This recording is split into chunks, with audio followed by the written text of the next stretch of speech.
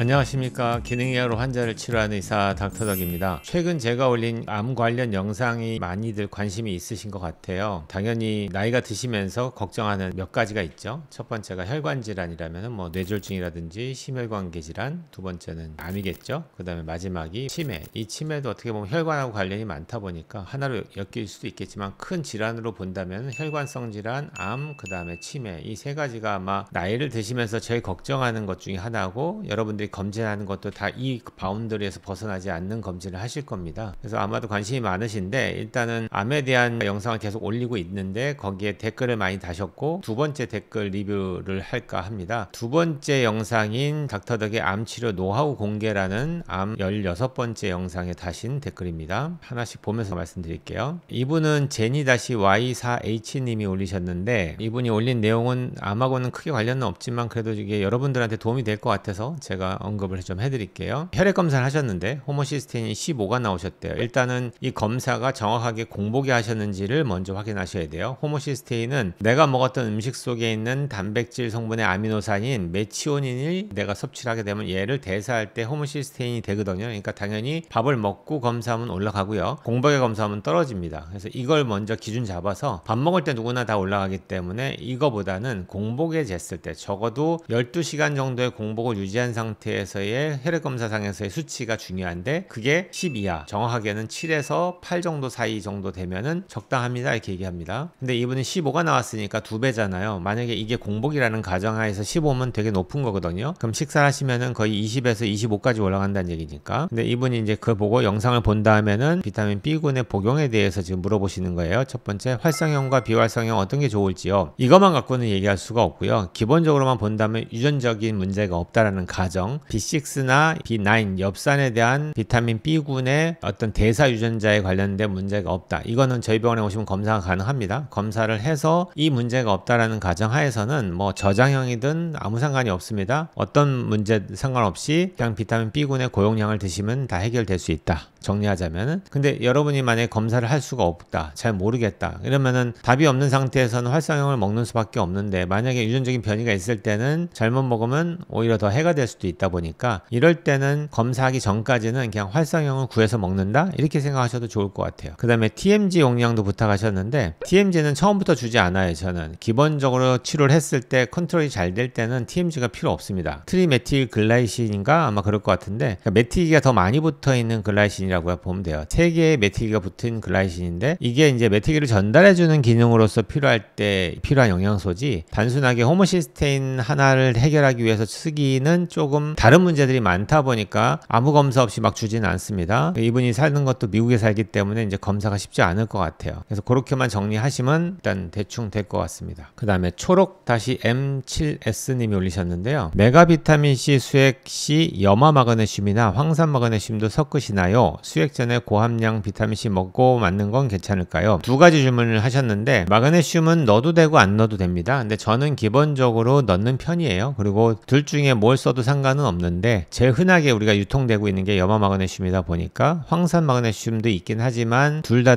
꼭 이것만 써야 된다라는 개념이 없다 보니까 대부분의 기능의학 병원에서도 그냥 염화 마그네슘 쓸 것 같아요. 그 다음에 수액 전에 고함량 비타민C 먹는 거는 큰 의미는 없습니다. 어차피 장관 내에서 비타민C가 흡수되는 비율이 제한적이에요. 그래서 이것 갖고는 내가 수액을 맞는 거는 비교할 수 없는 농도 차이가 생깁니다. 수액은 이렇게 올라간다면은 경구자는 밑에서 이렇게 살짝 노는 정도예요. 그러니까 비교할 수가 없고, 이걸 안 먹고 먹고에 아무런 영향을 주지 않아요. 그러니까 그렇게 정리하면 되고요. 어차피 수액으로 고용량이 들어간다면 경구자를 안 먹는다고 해서 별 문제는 없다, 저는 그렇게 설명합니다, 환자들한테는. 그 다음에 HONGGOGGK님이 올리셨는데요. 어머니께서 담낭암이시래요. 그래서 폐하고 목까지 전이가 된 상태에서 병원에서는 3에서 6개월 보고 있다. 항암 치료하면은 1년을 볼 수 있다, 이렇게 얘기하셨다고 합니다. 이렇게 얘기 들으면은 보호자 입장, 자녀 입장에서는 조금이라도 더 살게 하고 싶은 생각으로 항암 치료를 선택하실 것 같은데, 일단 어머니의 연세가 좀 궁금하고요. 나이에 따라 좀 다를 수 있는데, 이미 전신에 다 암이 퍼진 상태라고 한다면은 항암 치료를 한다고 해서 더 빨리 진행되는 거나 또는 원발 병소를 좀 줄일 수 있다라고 하면서 걔네들이 할 수 있는 유일한 방법이다 보니까 그렇게 얘기할 것이 당연할 것 같아요. 근데 저는 별로 권하고 싶은 치료가 아니다 보니까 그거는 이제 본인들이 선택하셔야 될 문제인데요. 그 대신 가만히 있으라는 얘기가 아니고요. 어머니께서 잘 견디실 수 있고 또 스스로의 면역을 이겨낼 수 있는 몸을 암을 만드는 기본적인 관리를 계신 곳에서 제일 가까운 기능의학 병원을 찾아서 지금 말씀드린 제가 올렸던 5가지를 다 병합해서 같이 가시면은 훨씬 더 잘 견디기 쉬운 그런 상태가 되지 않을까라고 저는 생각합니다. 그 다음에는 해밤2-COX님이 올리셨는데요. 유방암 후 의사쌤이 미스터 주사를 배에 맞게 유리병 주사로 처방 주셨는데 혼자 맞다가 유리병 머리를 까다가 손이 크게 베었대요. 실제 이게 가능할지 모르겠어요. 제가 알기로는 이건 불법이거든요. 그러니까 어떤 의미의 불법이냐? 모든 의료 행위는 의사의 컨트롤 하에서 이루어지는 게 법적으로 이게 합법이고요. 예를 들어서 약을 갖다 내가 줘서 환자가 자기가 그 약을 갖고 집에 가서 스스로 막 까서 맞는다? 이거는 불법에 해당이 돼요. 그래서 이 선생님이 환자의 어떤 상황에 따라서 이렇게 편의를 봐주셨는지 모르겠지만 이게 나중에 이제 법적으로 들어가게 되면은 의사가 할 말이 없어집니다. 그래서 이거는 좀 조심하는 게 좋겠고요. 의사 선생님들도 충분히 환자들은 그렇게 편의를 봐달라고 얘기할 수 있지만 그 이후의 문제에 대한 생각을 안 하시잖아요. 처음에 저희들 앞에서는 아무 상관없이 거라고 얘기해놓고는 나중에 그걸 맞다가 어떤 사이드가 생기거나 부작용이 생기잖아요. 또 그거에 대한 법적인 책임을 물게 되면은 의사가 할 말이 없어집니다. 조심하시고요. 유리병을 따는 것도 이것도 스킬이 있는 분들이 따면 아무 문제가 없는데 딸 때 잘못하시니까 얘를 모가지를 이렇게 비틀어서 내리듯이 따면은 무조건 손은 비고요. 얘를 들면서 따야 돼요. 이렇게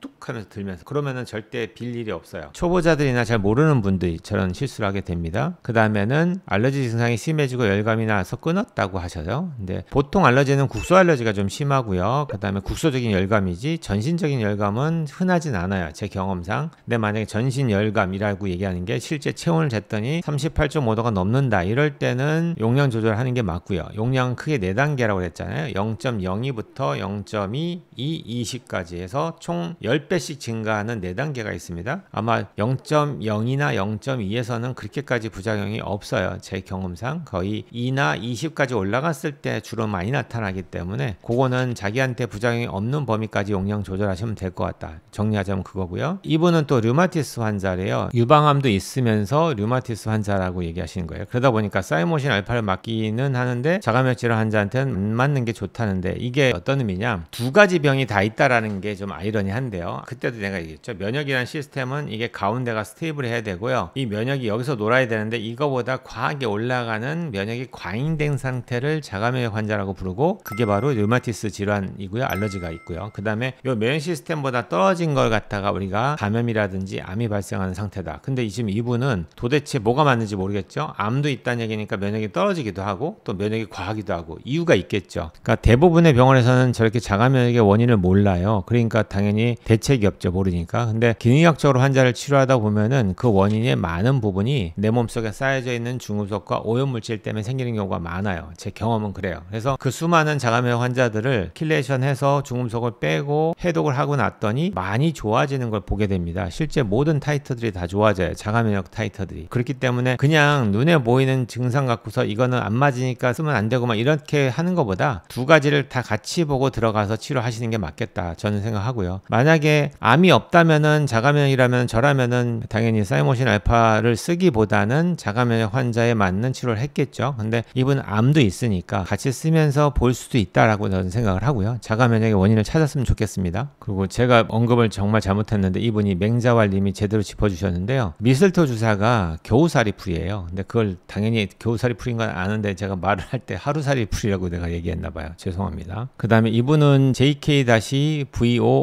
JK-VO5RL님께서 올리셨는데 기능의학 병원에서 모발 중금속 검사했는데 우라늄 일반인 허용치의 28배가 나왔대요. 그 병원에서 우라늄 킬레이션 하는 구체적인 방법은 없고 셀레늄 등을 얘기해줬다. 구체적인 방법이 없다라고 얘기했던 거는 이분이 아직까지는 이제 이걸 치료해 본 경험이 없다라는 표현하고 똑같은 겁니다. 근데 저는 하도 많이 하다 보니까 모든 중금속의 기본, 우라늄을 아니더라도 모든 중금속 킬레이션의 기본적인 거는 노출 원인을 찾아서 차단하는 게 중요한 거지. 빼려고 노력하는 거는 그 다음 차선이에요. 그러니까 1번 제일 먼저 해야 될 것, 내가 도대체 어디서 노출됐는지를 찾아야죠. 그 얘기가 없잖아요. 그래 놓고는 빼기만 하겠대요. 너무 답답하죠? 그럼 뺐다고 칠게요. 또 집어넣고 있으면 맨날 제자리일 건데 그럼 어떻게 해결할 거예요? 그죠? 그러니까 안 들어오는 게 최선이에요. 28배가 들어올 정도로 어디선가 들어오고 있는데 그 얘기는 없다고요. 그러니까 빨리 찾으셔야 됩니다. 우라늄에 노출되는 원인. 그것도 유튜브에 제가 올린 옛날 영상 보시면 다 있습니다. 그래서 그 우라늄이 노출될 수 있는 농산물이라든지 토양 오염 오염된 원인에 대한 문제를 다 찾으시는 게 일단 정답이고요. 저는 우라늄 빼는 거는 시간만 지나면 6개월에서 1년 정도 노출만 멈추고 가만히 있는 건 아니지만 기본적인 해독하고 킬레이션은 같이 가거든요. 저는 그러니까 우리 눈에는 검사 항목이라는 게 요거는 높게 나오고 요거만 있는 것처럼 보이지만 실제 우리 몸에 수없이 많은 다양한 죽음석이 있어요. 그러니까 얘는 무시를 하고 기준치도 정확하지가 않은데 이거보다 밑에 있으니까 너는 무시하고 높은 것만 어떻게든지 해결해야지, 이게 아니라 전반적인 걸 다 같이 빼려는 노력을 해요. 이걸 다 빼다 보면서 노출만 멈추면은 다른 중금속에 비해서는 훨씬 더 빨리 빠져나가는 중금속에 해당이 된다. 이렇게 이해하시고 너무 걱정 안 하셨으면 좋겠습니다. 그 다음에 덕현김 3605님이 올리셨는데 혈액암 진단 받으신 분이 비타민C 먹어도 될까요? 당연한 거죠. 당연히 먹어야죠. 암 환자라고 비타민C 못 먹고 이게 말이 안 되잖아요. 더 먹어야죠, 일반인들보다. 이분은 DMR6739님이 채소 과일식이 답입니다 이렇게 얘기하셨는데 이것도 좀 조심스러운 말이고요. 채식은 당연히 맞죠. 근데 과일은 과당이 많아요. 프럭토스 과당이. 그래서 대부분 암 환자들한테 제가 제일 많이 절식하게 하는 게 당입니다. 당은 만병의 근원이니까 최대한 당을 낮추십시오. 그래서 글루코스 포도당 말고도 프럭토스 과당도 안 좋으니까 과일은 쭉 먹고 싶으면 맛 한번 보는 정도는 가능하지만 입에 넣어서 달다고 생각하는 그 모든 것들은 다 끊으셔야 됩니다 이렇게 얘기합니다. 오늘 댓글 리뷰는 여기까지 진행하는 걸로 하겠습니다. 온 국민이 건강해지는 그날까지 닥터덕은 여러분과 함께 합니다.